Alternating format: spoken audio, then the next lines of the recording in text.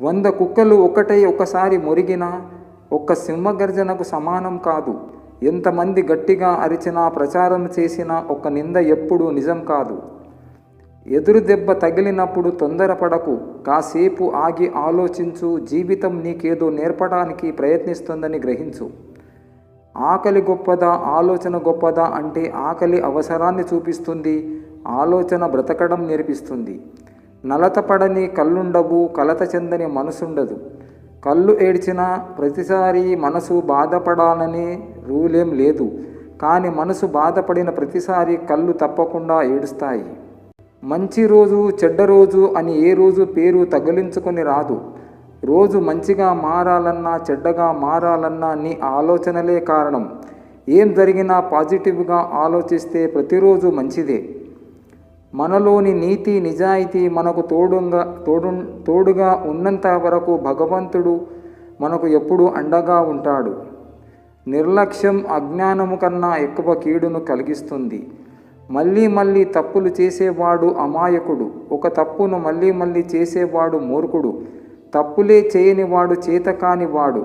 తనకు తెలియకుండా తప్పును చేసి తనకు తెలిసి ఆ తప్పును సరిదిద్దుకునేవాడు మనిషి. బాధలు అనేవి గాలి లాంటివి. అవి లేని చోటు అంటూ ఎక్కడా ఉండదు. నీ ఒక్కడికే బాధలు ఉన్నట్లు తెగ బాధపడకు. చాలామంది అందులోనే ఉండి ఈత కొడుతున్నారు. లక్ష్యం కోసం శ్రమిస్తుంటే నేడు కాకపోయినా రేపైనా విజయం సాధ్యమవుతుంది. చూసేవాళ్ళు చుట్టూ లేకున్నా సరే పుష్పం వికసించక మానదు. నీ పని నువ్వు నిశ్శబ్దంగా చేసుకుంటూ వెళ్ళు. నిన్ను ఇప్పుడే వాళ్ళు దారి వెతుక్కుంటూ వస్తారు.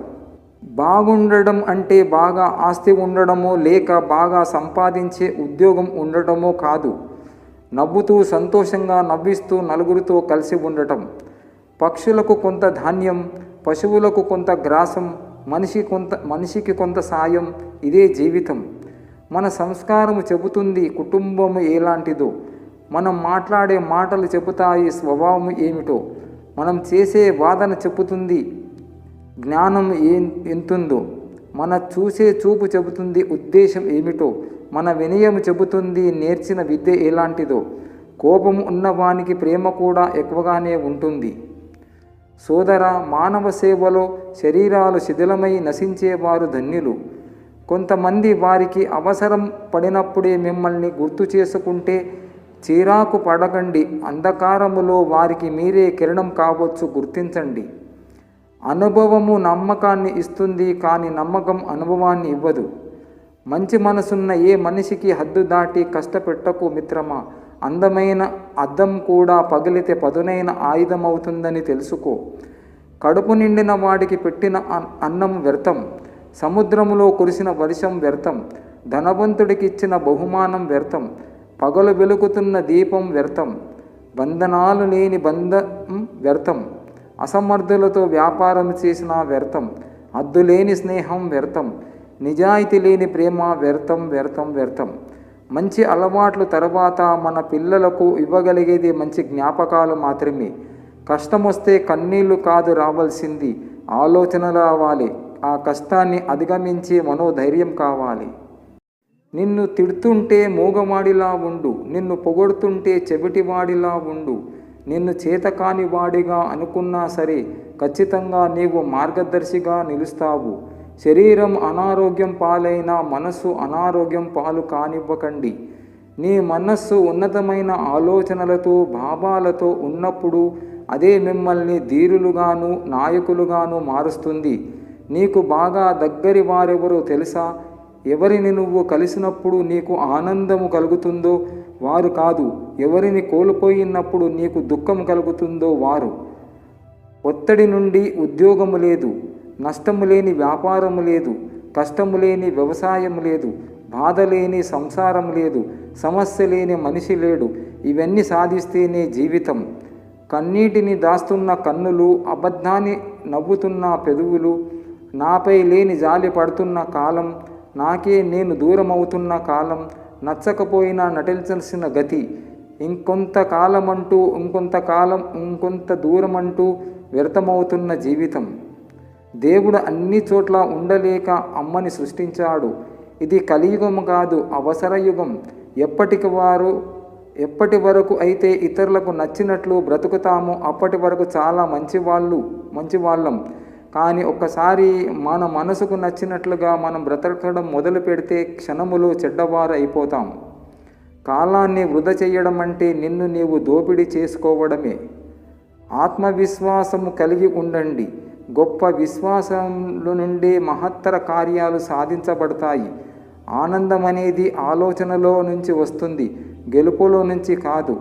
సోమరితనం, దుమారా గుణము, చెడు ప్రవర్తనలే మనసులో అనేక దురదృష్టాలకు కారణం.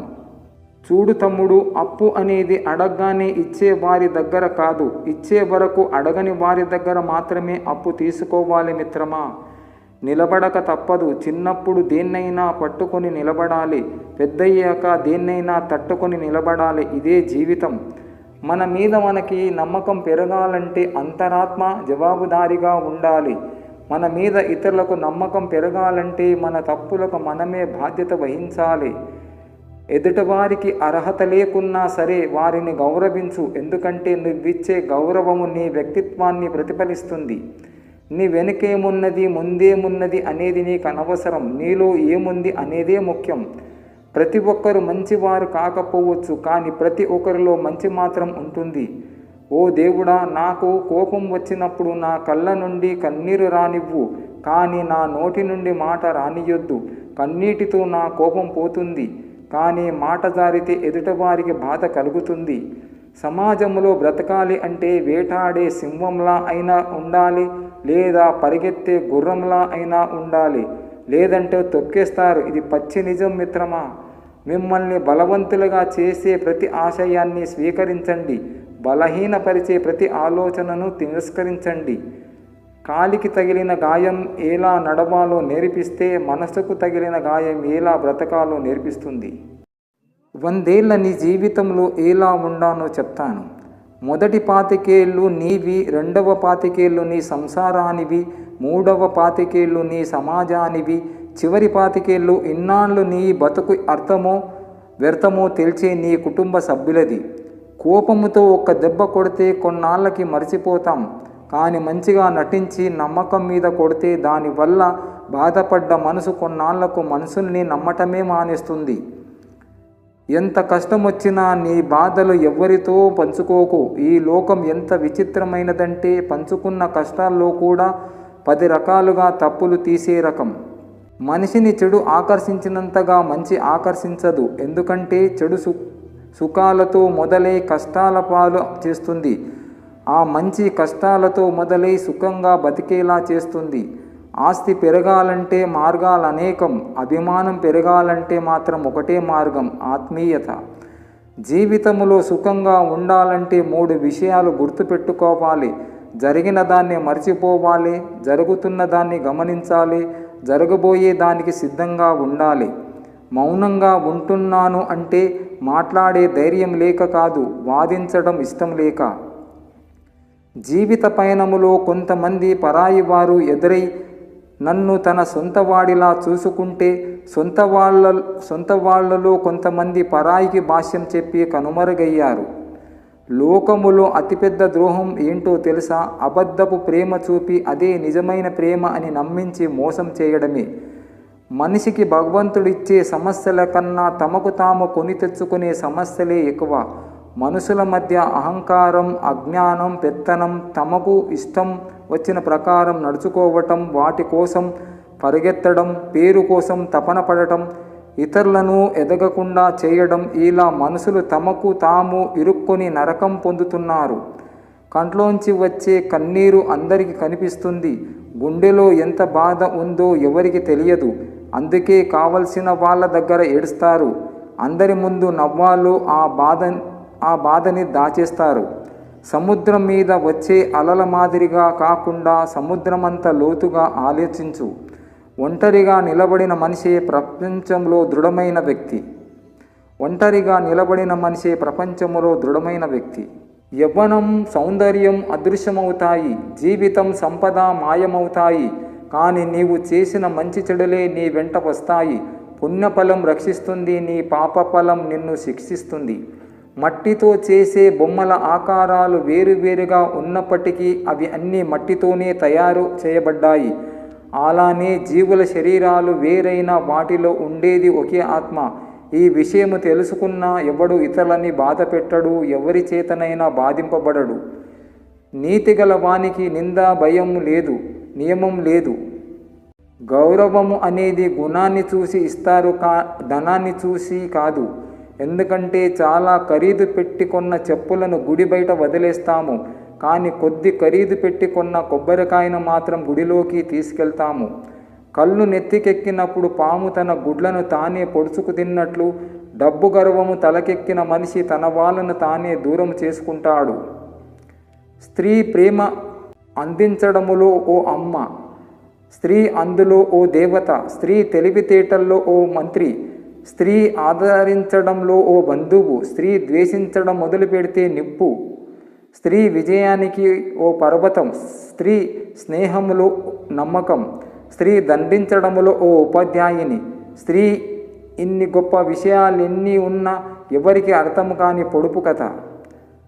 ప్రస్తుత మన జీవన విధానం: చదువు ఎక్కువ, జ్ఞానం తక్కువ, పెద్ద ఇల్లు, చిన్న కుటుంబం, జీతం ఎక్కువ, మనశ్శాంతి తక్కువ, అత్యుత్తమ వైద్య విద్య కానీ అనారోగ్యం, చంద్రుడికి తాకిన పక్కింటోడు ఎవడో తెలియదు, తెలివి ఎక్కువ, మమకారం తక్కువ, మత్తుమందు ఎక్కువ, మంచినీళ్ళు తక్కువ, మనుషులు ఎక్కువగా, మానవత్వం తక్కువ, ఖరీదైన వాచి కానీ సమయం లేదు, కష్టాలలో చెయ్యి వదిలిన వాడిని, కష్టాలలో చెయ్యి అందించిన వాడిని, జీవితంలో ఈ ఇద్దరిని మరవకు.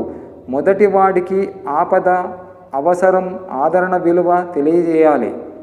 రెండవ వానికి ఆజన్మాంతం రుణపడి ఉండాలి.